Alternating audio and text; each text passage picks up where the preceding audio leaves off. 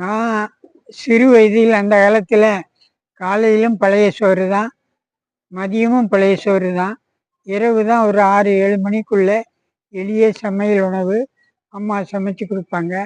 அப்படி தான் பெரும்பாலும் நான் பணிக்கு செல்கிறவர்களும் அப்படி தான் சாப்பிட்டு வளர்ந்தேன்.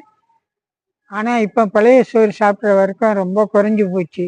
அன்றைய பேர் 3 வேளையும் சுட சுட நெருப்பில் வந்தது தான் சாப்பிட்டு வர்ற மக்கள் அதிகமாகிட்டே வர்றாங்க. பழைய சோறு சாப்பிட்றவங்க ரொம்ப குறைச்சலாக இருக்காங்க. நான் கூட தஞ்சாவூர் மாவட்டம் ஆடுதுறை பக்கம் யோகோன்னு ஒருத்தர், அவர் இப்போ தென்காசி மாவட்டத்தில் கோந்தப்பேரி கிராமம் பக்கம் அந்த ஐடி நிறுவனத்தை கிராமத்தில் கொண்டு வந்தவர் அவர் தான். உலக செல்வந்தரில் 7வது நிலையில் 5வது நிலையில் இருக்கிறாரு. அவர் சொந்த ஊர் ஆடுதுறை பக்கம், தஞ்சாவூர் மாவட்டம். இங்கே கிராமத்திலே ஐடி நிறுவனம் கிடையாது. பெரும்பாலும் பெங்களூரு, டெல்லி, மும்பையில் தான் ஐடி நிறுவனம். அப்புறம் சென்னை வந்தது. கிராமத்தில் ஐடி நிறுவனம் கிராம இளைஞர்களுக்கு இந்த இதில் ஈடுபடணும், அவங்களுக்கு பயிற்சி கொடுக்கணும்னு கோவிந்தப்பேரி பக்கம் அவர் தலைமையிடமாக வச்சுட்டு, அது பக்கம் தென்காசிக்கும் அதுக்கும் கடையத்துக்கும் இடையில ஒரு இடத்துல அவர் ஐடி நிறுவனம், ஜோகோ ஐடி நிறுவனம் பெரிய நிறுவனம் இருக்குது. உள்ளே போக முடியாது, வெளியே நின்று தான் பார்த்துருக்குறேன். அவர் பெரும்பாலும் பழைய சோறு தான் சாப்பிடுவாராம். ஆனால் சைக்கிளில் தான், ரொம்ப பெரிய பணக்காரரு. அங்கே வெளியே போனால் தான் கார், ரொம்ப தூரம் போனால் தான்.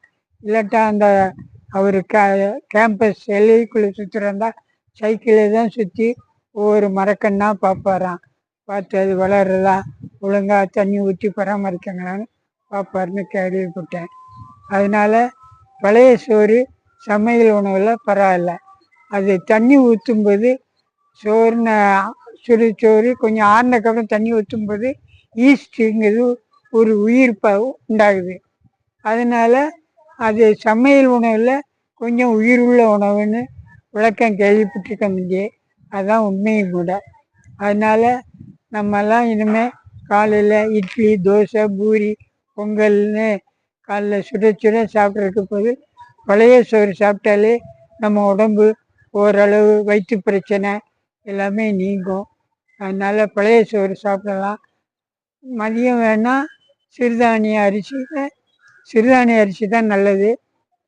தீட்டிய வெள்ளை அரிசியில், பெரும்பாலும் தீட்டிய வெள்ளை அரிசி தான் எங்கே பார்த்தாலும் உணவு விடுதியோ வீட்டிலேயே செய்கிறாங்க.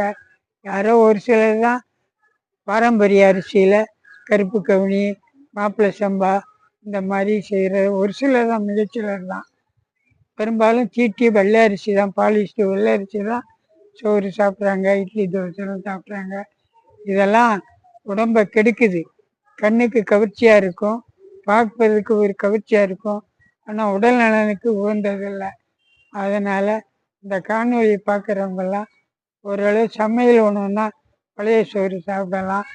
அப்புறம் அதுக்கப்புறம் மதியம் சமைச்சு சாப்பிட்றதுன்னா பாரம்பரிய அரிசியில் சமைச்சு சாப்பிடலாம். அதுலேயும் சோறை தான் தங்கிறோம், காயை கீரையை தொட்டுக்கிடுறோம் கொஞ்சமாக. இன்னுமே வேண்டாம், சோறு பாதி காயோ கீரையோ பாதின்னு வச்சு சாப்பிட்டா சம்திங் இஸ் பெட்டர் தென் நத்திங்கிற முறையில் இன்னும் உடம்புக்கு ஒரு ஆரோக்கியமாக இருக்கும் என்பதையும் நான் அவ்வப்பொழுது வாய்ப்பு கிடைக்கும் போதெல்லாம் சொல்லி வருகின்றேன் உலக மக்களுக்கு. அதன் மூலம் இந்த காணொலியையும் சொல்லுகின்றேன். ஆகவே சுட சுட காலையில் இட்லி, தோசை, பூரி, மதியம் சுட சுட சோறு, இரவும் மாலை உணவில் இரவு உணவும் சுட சுட சிற்றுண்டி, இட்லி, தோசை இந்த மாதிரி. இது இடையில தேவைன்னா வடை, காஃபி, இப்படி தேவையில்லாமல் பசி இல்லாமலே பழக்க நிமித்தம் காரணமாக சாப்பிட்டு கொண்டே இருக்கின்றோம், குடித்து கொண்டே இருக்கின்றோம். அதனால தான் நாளுக்கு நாள் வரக்கூடிய மனித தலைமுறையினர் நோயில் அதிகமாகி கொண்டு வருகின்றனர். நோயிலிருந்து விடுதலை பெற முடியாமல் தவித்து கொண்டிருக்கின்றன. ஆகவே மனிதன் தன்னுடைய உணவு கலாச்சாரத்தை பழைய தலைமுறைப்படி மாற்றினால் நன்றாக இருக்கும். அதோடு உயர்வானது சமைக்காமல் சாப்பிட்றது. தேங்காய், பழங்கள் தான் மனிதனுடைய இயற்கை உணவு. வயிறு நிறைய விளைஞ்ச தேங்காயை சக்கரை சாரோடு சாப்பிட்டுட்டு அப்புறம் பல வகைகளும் 2 வகை 3 வகை பழங்களும் சாப்பிட்டு கொஞ்சம் பச்சை தண்ணியை குடித்தாலும் நிறைவு. இடையில பயிற்சா பழங்கள் மட்டும் சாப்பிட்லாம். மதியம் ஒரு வேளை நான் சொன்னபடி சிந்திய பாரம்பரிய அரிசியில் சமையல் உணவு சாப்பிட்லாம். இரவும் அதே மாதிரி தேங்காய் பழங்கள். இரவுனா மாலை 6லேருந்து 7 மணிக்குள்ளே முடிச்சிடணும். 7 மணிக்கு அப்புறம் பயிற்சா பழங்கள் சாப்பிட்லாம். தேங்காய் 7 மணிக்கு அப்புறம் பெரும்பாலும் சாப்பிட வேண்டாம். மாலை 7 மணிக்குள்ளே தேங்காய் சாப்பிடுவது ஒரு விஷயம். ஆகவே இப்படி சாப்பிட்டால் எந்த நோய் இருந்தாலோ இப்படி உணவை மாற்றினால் மருந்து தேவையில்லை, மருத்துவம் தேவையில்லை, அறுவை சிகிச்சை தேவையில்லை, மருத்துவமனை தேவையில்லை. மனிதனுடைய உடல் ஆரோக்கியம் உள்ள ஆரோக்கியம் கூடுது, ஆயிலும் கூடுது. தமிழன் சொன்னான், விதியை சொன்ன தமிழன் விதியை மதியால் உலகன்னா. அந்த மாதிரி இந்த மாதிரி இயற்கை உணவு, பாரம்பரிய அரிசி உணவை இந்த மாதிரி பழைய சோறு சாப்பிடுது. இந்த மாதிரி இதில் தான் நம்ம விதியை நீட்டிக்க முடியும். எனக்கு இப்பொழுது 86 முடிஞ்சு 87 நடக்கின்றது. இன்னும் நான் தனியாகத்தான் எங்கும் நடந்து செல்கின்றேன், பிரயாணம் செல்கின்றேன்.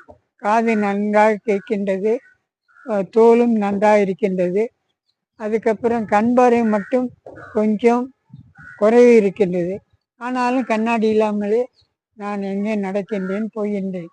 ஆகவே இந்த காணொலி கேட்பவர்களெல்லாம் தங்களுடைய உணவை நான் இப்பொழுது கூறியபடி எவ்வளோக்களோ உணவை மாற்ற முடியுமோ மாற்றினால் உடல் ஒல்லியாக இருக்கும், தொந்தி இருக்காது, மலச்சிக்கல் இருக்காது, தங்கு மலமும் இருக்காது, கான்ஸ்டிபேஷனும் இருக்காது, ஸ்டாக்னேஷனும் இருக்காது.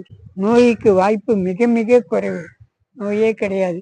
நோய் இருந்தாலும் தன்னை போலே குணமாகிவிடும். நமக்கு நாமளே மருத்துவம் செய்து குணமாக்கி கொள்ளலாம் என்ற கருத்தினை அவ்வப்பொழுது வாய்ப்பு வரும்பொழுதுதான் உலக மக்களுக்கு வலியுறுத்தி வருகின்றேன். எனது அலைபேசி எண் தேவையானால் குறித்து கொள்ளுங்கள். 93 80 87 36 45. இப்பொழுது எனது பேரிலும் ஒரு யூடியூப், பல பேர் தங்களது யூடியூப்பில் என்னை எடுத்து போட்டுள்ளார்கள். எனக்கென்று ஒரு யூடியூப் இப்பொழுது பல மாதங்களுக்கு முன்பு துவக்கி உள்ளேன். அது என்னன்னா, no disease no medicine no hospital. அதிலும் 36 காணொலிகள் போட்டுள்ளேன். No disease no medicine no hospital. தலைப்பு தான் ஆங்கிலமாகவே, தமிழில் தான் கூறியுள்ளேன். அதையும் நீங்கள் தேவையானால் பார்த்து கொள்ளலாம். நன்றி.